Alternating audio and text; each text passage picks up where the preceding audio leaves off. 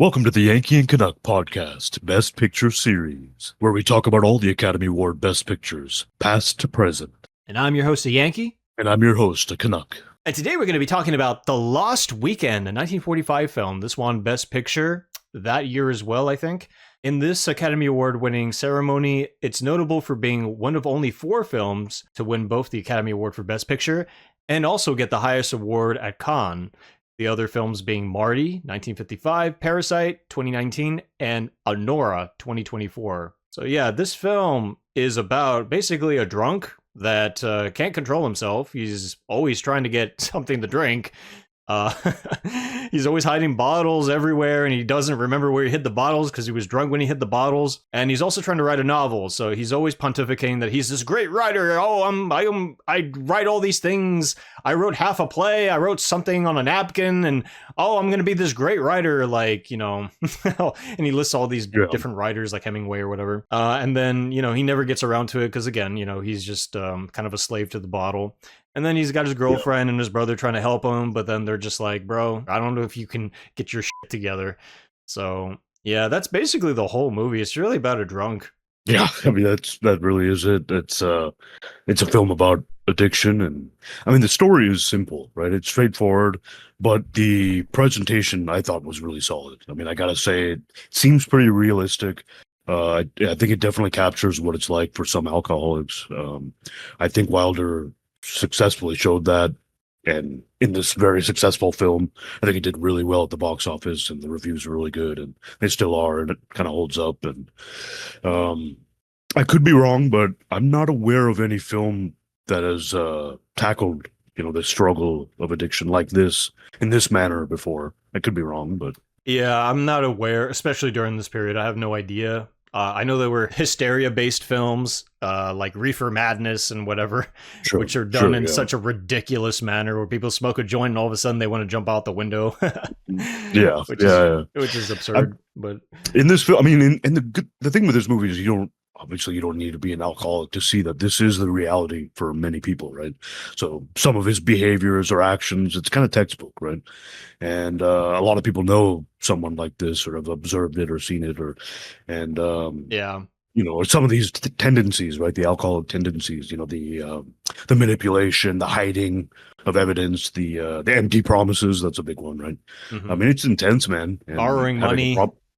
Yeah. I mean, having a problem like that, it's interesting. I found it interesting to see it in this era, like the setting in this era, like how it's similar to now, but with just like a lot of other things, but with how society is now with technology and everything, but the differences in environment, but similar circumstances and behaviors and conditions and patterns and just, a different moment in time having the same. So I find those kind of things kind of interesting. And so, yeah, I mean, if anything, ultimately I was going in here pretty skeptical because of course, I'll say that again. Because, of course, like usual, I read the source material. It's based on a book called, of course, The Lost Weekend, same title. It was released a year prior to this film. So it's written by a guy called Charles R. Jackson. And the book is really not that different in terms of the plot. Again, about an alcoholic writer that can't write, only drinks. And I remember reading this thing and I was just like, okay. And they're constantly referencing the fact that he's wanting a drink, gets a drink. And then he wakes up and then he does the whole thing over again, rinse and repeat. So after a while, I was like, is there anything more to this book? Nope. And I got to the end like, nope. The only other thing is there's a lot of incessant whining about, oh my God, I could be like Shakespeare. I could be like Ernest Hemingway. I could be like this writer or that writer. Another book they reference in that is The Great Gatsby. So I think that there's like a little bit where he just, the character reads the book and he's just like, F. Scott Fitzgerald, I could be like him too, basically. I'm paraphrasing. He doesn't actually say that in the book, but he might as well have said that.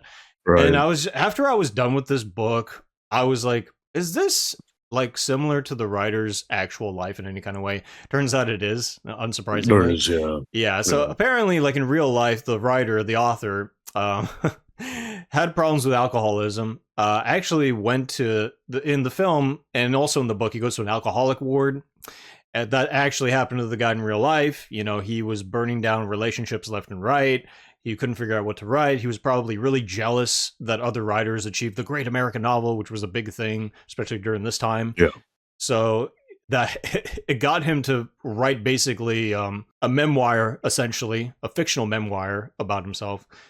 Yeah, and it turns out this was his first novel, I think, and it became a big success, funnily enough, and it became this Academy Award-winning, you know, picture. It was successful across the board. Unfortunately, the writer ended up having substance abuse issues, even though he, you know, was temporarily sober.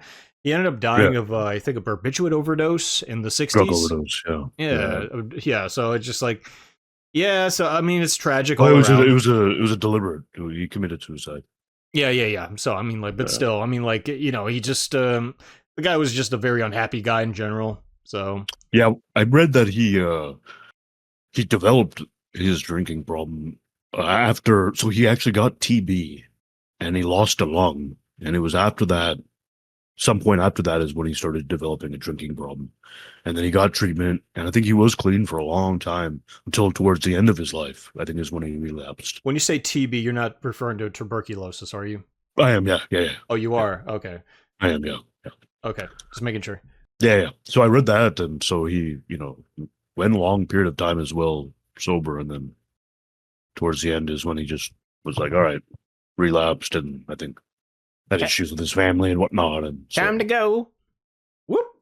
Yeah. Oof. So, yep. So I mean, like, so I mean, that's just pretty much the whole book, and again, that's the whole movie. Just like as you mentioned, substance abuse across the board.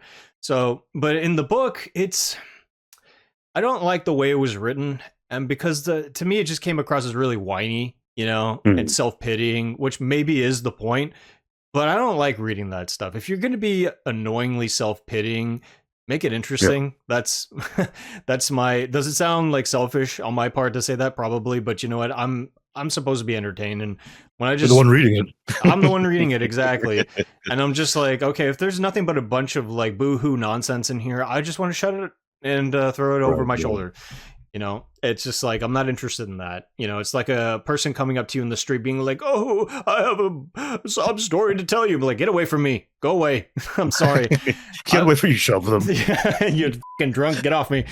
But it's just like, yeah, but you know, it's not because of a lack of empathy, but it's because like, I'm sorry, bro, but like everyone's got problems. I mean, true, yeah. And it's just like, yeah, but what are you going to do about them though? That's really what it comes down to. I mean, there are a lot of things you could do about it, of course, but you know, I'm just not going to read a book about it. Of course, I did it anyway. Yeah. But one thing about this film that does it really well is that they took that source material and they actually made it better. You know, did you mention it was a Billy Wilder film? We didn't mention that. We didn't, yeah. Yeah, so it's definitely something we should mention. Well, it is a Billy Wilder film, you know, and he's a very famous old school Hollywood director. You know, he's famous. I mean, he's going to be on one of those lists as one of the, biggest directors of all time, one of the best of all course. time. Yeah, his association with Marilyn Monroe, for instance, he directed Sunset Boulevard. The previous Academy Award winning year, it didn't win, but I mentioned in the last podcast episode, he directed Double Indemnity. Exactly, yeah. So he's a very esteemed, very famous director, at least in that period. So yeah, he did this film, and honestly, he did a great job with it and he didn't write the screenplay, or no, I take that back. He wrote the screenplay, he co-wrote it rather, and you know, they managed to take the material and they took all the whininess out of it. There's still kind of whininess in the film, but they made it in a way where they framed the main character as, you know, he's not sympathetic. He's not supposed to be sympathetic because that's not really the point. It's supposed to like highlight like, this is what substance abuse does to a person. It makes you a really, really terrible person across the board. It's about seeing this journey, and it takes place in like 4 days, I think, like what they call the long weekend, which is the name of the film and the book. Yeah. So it's just like this really long period of a few days of just like him trying to like get his shit together. And you know, by the end of the film, he basically does. And in the book, it's more ambiguous. Like he actually does sit down and write the book. And in the end of this film, he's just like, you know what? I'm going to go ahead and write the book about everything that happened in this crazy weekend that I had. So. Yeah, I mean, the end, if we're going to mention the ending, then it's an ending. I'm not sure it's what I expected. I didn't think it was a very good ending in the film. It's It kind, fine. I mean, it was I'm pretty not fast. surprised. It came like out of left field almost. And I know I'm not the only one who's had issues with the ending. I read online, same thing. I'm not surprised though, because films at this time, there were certain expectations for the endings, right? And whether Yeah. it's very optimistic, which is like this, and it's like the way I looked at it was like they're like, okay, let's wrap this ending up, and it's like it's kind of like a decently wrapped gift box, right? But instead of a bow tie on the top, they used a used shoelace Yeah. instead of a bow tie. Yeah. And you know what I'm saying? Like it's kind of like that. Very flimsy. So yeah. so I mean, but so the ending was kind of okay, but didn't like that. So yeah, wasn't too crazy about the ending. I mean, not that I want some, horrific tragedy or something. Yeah, I mean, really, because like you were just mentioning, there were certain expectations. Like 95% of the film is just pessimism.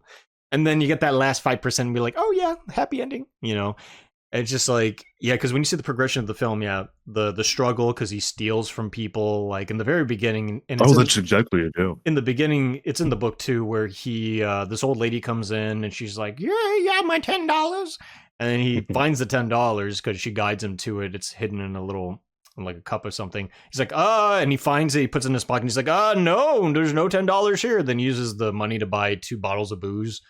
Well, I mean, what's his go-to? It's like whiskey or rye or something like that. Rye whiskey. Rye whiskey. Yeah. So it's just like that money is actually supposed to go to her because she's the cleaning. She's cleaning his apartment and stuff. Yeah, there you go. So he owes her that money. Like, yeah.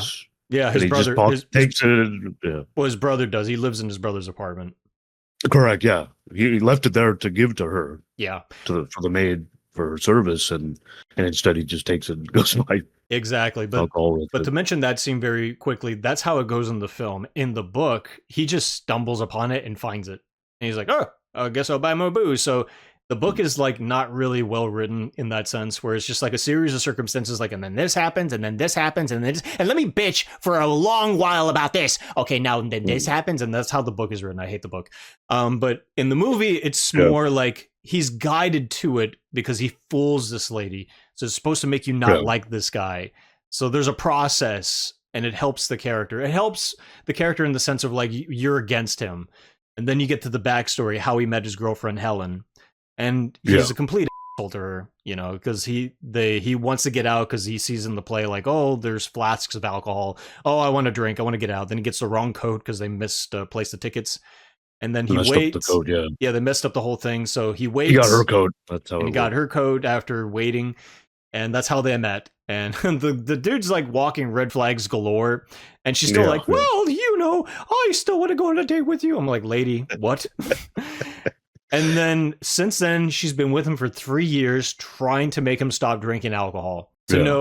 Seemingly no avail. And that's why the ending of the film is like left field, because for 3 whole long years, he refuses to change his ways.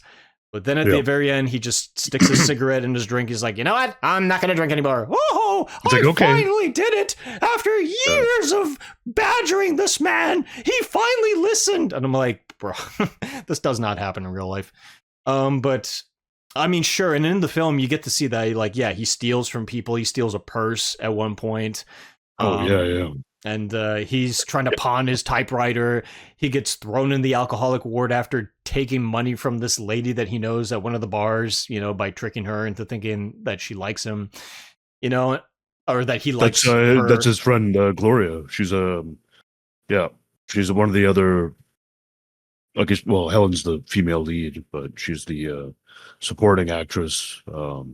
She's actually a prostitute. Yeah, that's what I thought. That's what I thought too, because I was just like, it's very implied. It's never explicit.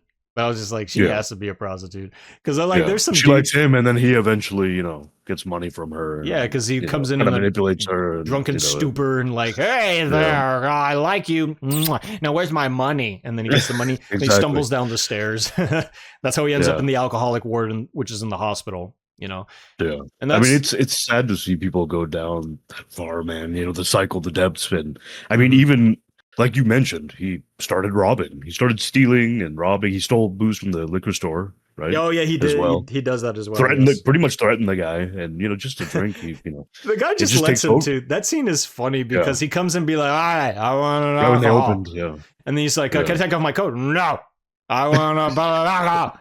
And he's like, and yeah, he yeah, just yeah. shows it to him. Like, I'm gonna take it one way or another. I say it with a drunk accent. He's not that cartoonish when he says this No, stuff, no. but he might as well have been. And then he takes it and he just walks away, and then the guy just lets him walk out. I'm like, what? Yeah, I mean, I don't know. It's just maybe the times, or I mean, they probably know each other. He's probably been in that shop so many times too, and I don't know. It's hard to, Yeah. it's not like the bar where he has a rapport, or kind of like a friendship with Yeah, the business owner. He doesn't have that kind of friendship, but maybe well, it's in the just like beginning of the whatever. film More too. trouble, In the beginning of the film, it's also established that people know him. He's got a reputation being like, he's the nice man that's drunk all the time.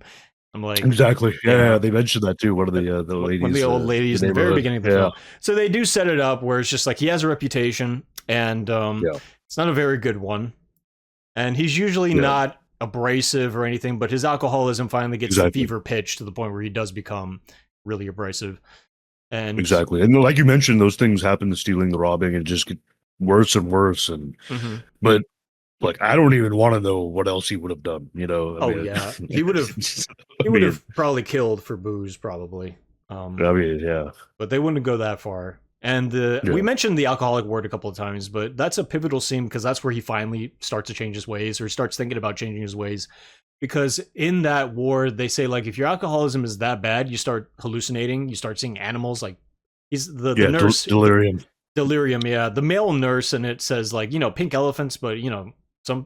And then they point to a guy who says he sees beetles, and then cut to later that night, the guy's screaming, and he's like, clawing on himself because ostensibly he sees beetles, and then he's like, it freaks him out. The main guy, his name is Don, by the way, and Don is just like, later on when he escapes and goes back to his apartment, or his brother's apartment, that's when he hallucinates a bat in a wall, and then a bat comes in, it goes to the rat at the wall and eats the rat, and blood comes out of it, and he starts screaming like, ah. It's intense. I mean, that's a very notable scene. Maybe the most notable scene in the entire film. Yeah, it's also in the book, by the way. Hallucination sequence. Oh, okay. Oh, you got to have that in there, right? So yeah, some of the main things in the book that were the most interesting parts are actually in the movie. All the boring stuff they kept in the book. So that I really appreciate about that about this adaptation. They knew what to put in, and they knew what to cut. Yeah. I mean, he just trips out at that scene. It's awful. And, withdrawals from alcohol, as we know, can be lethal and stuff like that. And so he sees that there's the bat and mouse scene, like you mentioned. Mm-hmm. It just stands out. That scene stands out, and it's still discussed today. And it's appeared in other things. I think even The Simpsons, right? I think they've used it. Well, this movie's definitely been in The Simpsons to some degree, like the Barney part in that, I think it was season 5, maybe season 6, the Star is Burns episode. So there's some stuff in this film that was used in The Simpsons. Not surprising. Simpsons is that true? Uses a lot of classic films. And, yeah, I didn't know that. I know this is, it won the Best Picture. So, but there are forgotten Best Picture films. So this may have been notable, especially at the time, for sure. Generations later, probably. So I'll take your word for it. But but ultimately, and we already said this at the very beginning of the podcast, but ultimately, though, this is a good film. I do enjoy this film. Like, in the beginning, it was hard to stomach because the character Don, who's played brilliantly by Ray Milland, by the way, or Milland. Ray Milland. I don't know. Ray Milland. Yeah. Ray Milland. So I'll go with Milland. Yeah. I'll go with Milland too. So he is extraordinary in this film because even though he's such a deplorable bastard, you can't help but see what he's capable of doing next. And even though at times his antics are over the top, in my opinion, they're still entertaining. And I'm just like, this guy really sells the role of the drunk really well. Agreed, yeah. I mean, solid performances in general. How the character behaves, like you said, the progression of it. I mean, he definitely deserved the Oscar. To be fair, I haven't seen the other films, but I'm not surprised he won the Oscar because it was a great performance. I've seen him in other movies. He was in Dial M for Murder, the Hitchcock film.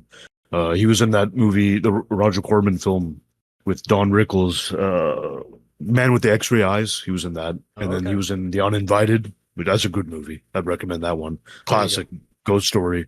So I've seen him in like 3, 4 movies, and he's a good actor and did a great job in this film. Oh And yeah, they have a I would, yeah, pretty damn brilliant in this movie, quite long frankly. career So too, long career, and yeah, he ended up ending his career by being a television actor. He did directing as well, so all the way yeah, until his death in 1986. So yeah. This movie had a lot of good. His performance was obviously just, incredible, and everyone else was good too. And I thought Doris Dowling's character Gloria, his friend at the bar, the prostitute he yeah, borrows money from, and I found her character even more compelling than Helen's character, right? yeah, Than Helen. Jane Wyman's character, yeah, Helen. Yeah, she has like a more personality and maybe more complexity. And obviously, Helen's the good figure in his life, of course, and the acting was good, but She's very uh, good. I thought she was very good in the role. She's a goody two shoes, as you yes, said, yeah, but yeah, I felt she sold it really well. And she's she kind did, of, yeah, I think she's just very stubbornly dumb in the film. Like yeah. she's very much like, I will change him maxed out stats to 100. Like I'm still with this guy 3 years That's later funny. because I am so Yeah, stubborn, and at this point it's an endurance match. Like I'm going to change him. There's no changing my mind about that. I'm like, okay, lady, I mean, this is a lost cause. Of course, that's why they yeah, ended up writing the ending the way they did, because they didn't want to make it seem like she wasted her time. But like I yeah. mentioned in the book, it's ambiguous. You don't know whether or not he's gonna change Right. his ways or not. But I get it too. I mean, you don't want to give up on the people you care about, right? Yeah, So it's like, you're gonna stick through it and see what you can do to help, and so. But yeah, in general, acting good. As far as Gloria's character, there is one thing that was kind of annoying, was her character always is constantly truncating words. So, and that kind of was getting annoying after a while. So I was like, why aren't you saying the word properly? Like, you always chopping it down. It's a very strange thing and strange way to speak, but I yeah. guess maybe some people have a habit of uh, Maybe it's a regional truncating dialect. I words. guess I don't know. Who knows? Yeah, it's like instead of saying tomorrow, they just say tomorrow, or they just keep cutting the words. Like, it's like, what Yeah, I check it down to a regional a dialect. strange habit. That's what I think it is. But yeah, I mean, but not just them too. I mean, the other characters too played their part really well. Like Nat, who's the bartender coming in. Yeah, And it's funny that yeah, Don comes in and just like, give me another. And Nat's like, I don't think I should. And then he pours one for him anyway. yeah. One time he's Yeah, eating you his shouldn't have breakfast done or that. or he says his lunch, and he's just Yeah, like, "Give me another," and it's like, "Can I finish my food?" No. Okay, fine. It's just yeah, like, why would you tolerate this guy? I would have thrown. At one point, he's like, "I'm gonna throw you out," but then he comes back and he's like, "Hey, here's another drink for you." I'm like, "Bro, you just threw him out. Like, what are you doing?" So yeah, I don't know. I mean, like, maybe for the longest time he was like a pretty cool, nice guy, but finally they got on their last raw nerve. I don't know. It just, yeah. I would have been like, bro, that's it. I'm gonna call the cops on you if you do this shit again. Like, get the hell out of here. I would have been, but that's me. I don't know. I I put my sensibilities into these characters, and I'm just like, why don't you do that? Urgh! Yeah. Why are you putting up with this? Do this, not that. Yeah. Yeah, Do this, don't do that. Why are you doing this? The exactly, hell's wrong with you? exactly. Do I need to slap you? Yeah, I'm gonna slap. I'm gonna slap. I'm gonna slap. I do want to mention once again. I bring it up in a lot of movies because some of these movies are just have really good score music, and so I really like the music in this film. The background music, it's really well placed in a lot of the scenes. For example, the about halfway through the movie, when Helen's at the apartment with Don's brother, and he's trying to cover for him. A lot of well placed music in that scene and throughout the movie, and it helps with the tension and his further decline. The music changes, and it does exactly what the music in a film should do, right? I mean, and so it's very effective at times, and I really like the opera scene as well, which was a flashback sequence, and yeah. I'm a fan of Giuseppe Verdi, so La Traviata was playing in that scene, which is everyone knows this song. It's a fantastic piece of music. Everyone's heard it. It's been in tons of movies, and I've been a fan of Verdi for a long time. So And that's great music. and that's the scene where they were like carrying all these drinks and pouring drinks on the stage.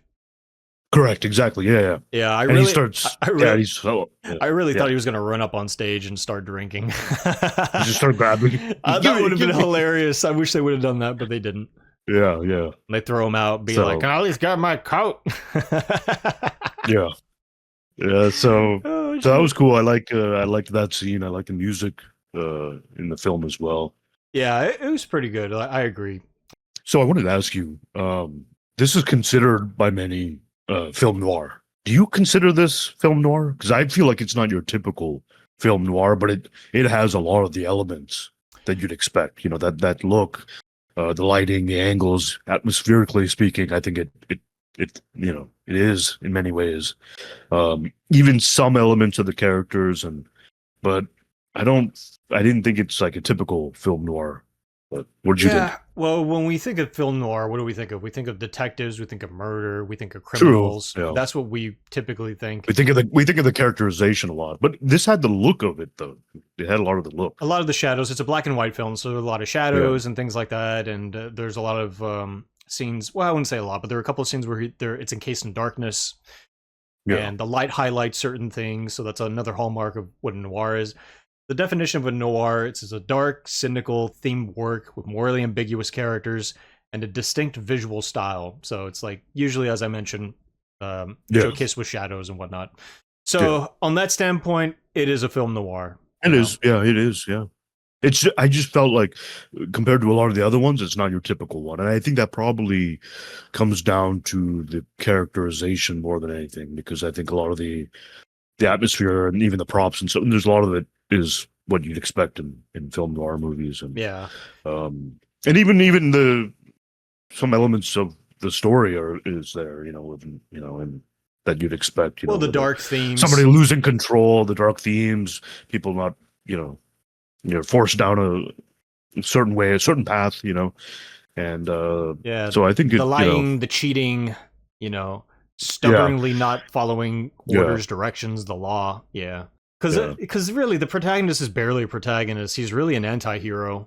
He's just like this criminal that goes out doing what he can to get, a bottle of booze, So, I mean, so it really is. That's why when I was reading this book and even watching this film, like at least the first, I wouldn't say the first half, but I'd say the first third of it, I was like, this guy is so deeply unlikable. Like, this is such a terrible character. And in other works, like Fight Club, for instance, like the main character of that, the narrator, he is also an unlikable character, but also at the same time, he's very likable. And he's likable because he's interesting. He tells you things that you never heard of before. He gives you insights on certain things. He has a manner of speaking that's musical and it's poetic. You want to hear more what he has to say. Whereas in this film, he's just a stumbling drunk and you're just like, eh. What's interesting about the character really is about the antics and the misadventures rather he gets into. So, which gets, to a fever pitch, as we keep mentioning. So, I mean, by the end, there is some sympathy, I guess you could say, for the character because he does finally exhibit some willingness to change, and he does change. So it morphs into a story where you're kind of rooting for him to not be such a bastard, I guess. There's no other way to put it. All right, so everything said, as a rating, I think I would give this a 7 out of 10. It's one of those films where I was just like, can you end this? And this was in the very beginning, like, I'm not into this, what I'm seeing here. Easily could have been a 4 or 5 out of 10. But then it got better. And all the way to the end, even though the ending is not to our standards or doesn't really mesh well with the rest of the film, it's just like very jarring. I still like the film a lot. It was very entertaining by the end, so 7 out of 10. I think that's a fair rating for me. That's exactly what I was thinking. 7 out of 10. I mean, even with that ending and, it's simple, straightforward story, but it's really done well. Performances are good. I think it's a good film, solid film. I think a 7 is very reasonable. I can actually understand people giving it even higher than that. I think anywhere between a 6.5 and a 7.5 for sure, easily. But yeah, good movie, 7 out of 10. Yeah, it's a film where I don't know if I'm going to watch the whole thing ever again, like from beginning to end, but I would definitely revisit certain scenes for sure. The bat and mouse scene, that was crazy. I don't know about that. Yeah, the bat looked like it was clearly hung by a string and just going. It was like a sci-fi 50s film or whatever. Yeah. So anyway. All right, guys. So that is The Lost Weekend. Stay tuned for the next film. I've seen this one already. It's actually a pretty good film, so I'm looking forward to talking about it. Thanks a lot, guys. Thanks for tuning in, and catch you next time.